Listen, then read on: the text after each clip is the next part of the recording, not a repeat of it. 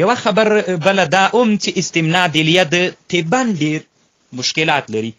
د شرع په لحاظ یو مشکل دا ده چې سړی دا کار کوي سترګې ضعیفه کیږي، او بل دا ده چې د سړي قوا حافظه ختمیږي، بل دا ده چې د سړي د اعضاو نیمه نه کیږي، او بل دا ده چې د سړي سریع الانزال کیږي، که بیا یې واده وکړه انزال به یې زر کیږي، بل دا ده چې د ملا مورو درد ورته پیدا کیږي، ډېر نور مشکلات لري.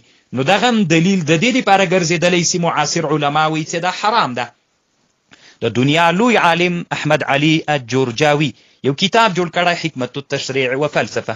په دغه کتاب کې لیکلي دي وایي استمناء دلیه د حرمت حکمت دا ده چې سړی خپلې ښځې سره 12 وارې جماع وکړي، دومره ګناه دومره تاوان ورته، لکه سړی یو وارې استمناء بلیه وکړي او 12 وارې د خپلې ښځې سره جماع وکړي، دومره زیات ضعف په سړي کې پیدا کوي. نو دا یو له لویو مشکلاتو سره سړی مخ کوي، باید هر مسلمان ترې ځان وساتي، ځکه دغه آینده کې بیا چې کله دا سړی واده وکړي بیا د ډېرو مشکلاتو سره مخ کیږي. نو ګوره چې یو وارې استمناء بلیه وکړي لکه 12 وارې د خپلې ښځې سره جمع کړي وي. حکمت التشریع و فلسفته کې احمد علي الجرجاوي دا مسئله لیکلې ده. بخښنه غواړم بې ادبه ملا نه یم، خو چونکې ضروري مسئله ده. علما لیکي وایي که چېرته مثلا حکم قضاء الشهوه بالآلات المصنوعه، احکام القرآن کې یو عنوان کړي حکم قضاء الشهوه بالآلات المصنوعه، هغه مصنوعي آلات چې کوم جوړې سوي دي، مثلا که هغې سړی ورسره جماع وکړي څنګه ده.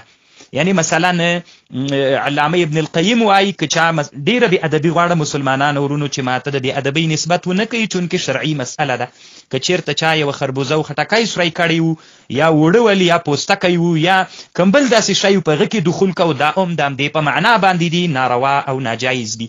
علامه ابن القیم رحمه الله په خپل کتاب بدائع الفوائد کې لیکلي دي، او احکام القرآن کې لیکي واما استعمال آلات المصنوعه فيحرم لعدم الحرص، ځکه الله پاک ویلي انکم لتأتون الرجال شهوه من دون النساء نساؤکم حرص لكم ای لا غیرها فلا يجوز الاستمتاع بغیرهن. دغه نور بیا ناروا او ناجایز دي.